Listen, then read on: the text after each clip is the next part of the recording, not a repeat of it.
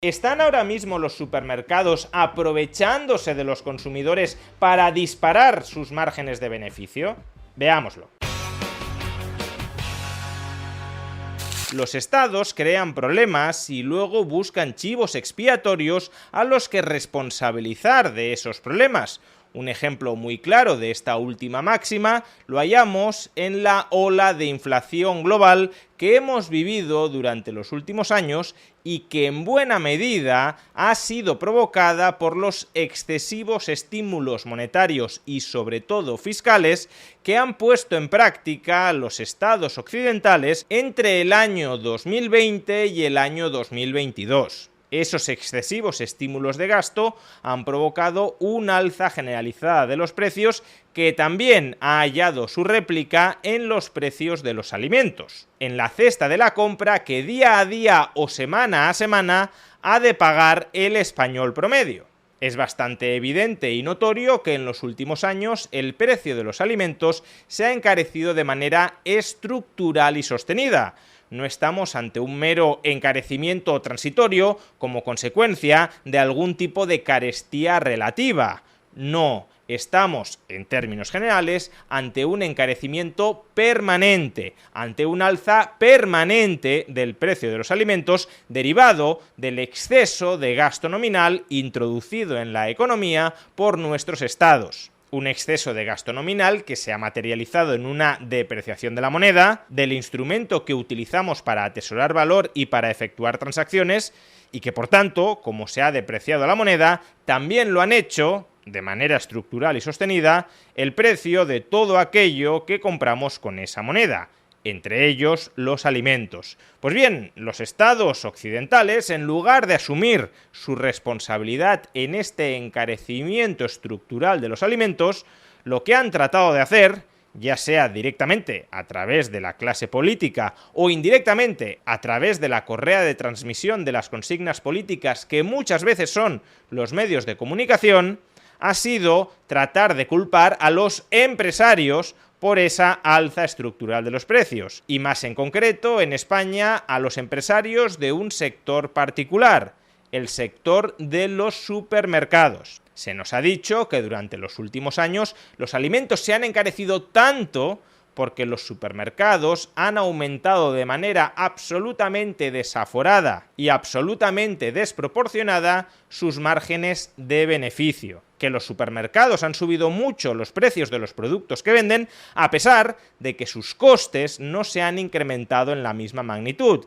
Y por tanto, si suben sus precios y no suben sus costes, o no suben tanto sus costes, sus márgenes de beneficio se han ensanchado. Los supermercados, se nos dice, ganan mucho más que antes por cada producto que venden. Y ahí hallaríamos, por tanto, la explicación fundamental del alza estructural del precio de los alimentos. Y según las noticias que han aparecido en prensa durante los últimos días, podría parecer que esta narrativa tiene algo de base. Atención a la noticia publicada por el diario El Mundo hace unos días. Los supermercados disparan sus márgenes de beneficio en plena desescalada de los precios de los alimentos. La agencia tributaria proyecta que el margen sobre ventas cerrará el año en el 12,65%, su nivel máximo histórico. Este es el titular y la entradilla de la noticia. Vayamos ahora a leer la noticia que aparentemente nos está revelando cómo los supermercados están sacando en estos momentos en los que la inflación se está moderando una tajada impresionante de beneficios en forma de ampliación de su margen sobre ventas. El margen de beneficio de los supermercados se ha disparado coincidiendo con la desescalada de la inflación de los alimentos. En la primera mitad del año se ha registrado un fuerte crecimiento de los márgenes que contrasta con la senda descendente que viene marcando el IPC de los alimentos y que refleja la capacidad de las empresas para elevar sus beneficios trasladando los incrementos de los costes acumulados a los precios de venta pese a la moderación de los insumos energéticos y de las materias primas. El Observatorio de Márgenes Empresariales, una herramienta que creó el gobierno hace algo más de un año, precisamente para monitorizar los beneficios de las empresas en pleno debate sobre las ganancias de los supermercados y de compañías de otros sectores como la banca o las energéticas, acaba de publicar la actualización de los datos del segundo trimestre. segundo trimestre de 2024. Y la conclusión es clara. Las empresas del ámbito de la alimentación, donde se incluyen las cadenas de distribución, han disparado sus márgenes de beneficio hasta cotas que rozan máximos históricos en los registros de la agencia tributaria, que se remontan hasta el año 2009. En concreto, el margen sobre ventas del conjunto del sector se situó en el 12,16% en el segundo trimestre de 2024, más de 1,5 puntos por encima de los 3 primeros meses del año, cuando alcanzó el 10,62% y muy alejado del 8,22% del mismo periodo de 2023. Es más, en sus proyecciones, el organismo dependiente del Ministerio de Hacienda estima que el margen de beneficio cerrará este año en el 12,65%, la mayor tasa anual de toda la serie. Por su parte, los supermercados defienden que sus márgenes de beneficio son inferiores al 5% y que en muchos casos se encuentran en torno al 2%.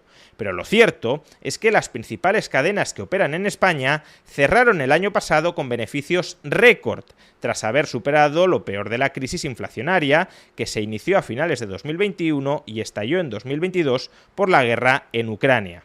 Bien, démonos cuenta de que la noticia del diario El Mundo efectúa dos acusaciones en contra de los supermercados. En primer lugar, que su margen de beneficio real no es el 5% o el 4% que suele atribuirse a los supermercados, sino que, de acuerdo con el Observatorio de Márgenes Empresariales que ha creado el Gobierno de España, ese margen de beneficio sobre ventas, cuánto dinero gana un supermercado por cada euro vendido, se ubica en estos momentos en el 12,2%. Y la segunda acusación es que este margen de beneficio sobre ventas se ha estado incrementando de manera ininterrumpida durante los últimos trimestres, a pesar de que la crisis inflacionista ya ha sido aparentemente superada. Por tanto, los supermercados estarían aprovechando el contexto actual para incrementar sus ganancias, aumentando todavía más los precios, a pesar de que sus costes no se están incrementando. La verdad es que si la noticia del Mundo fuera cierta,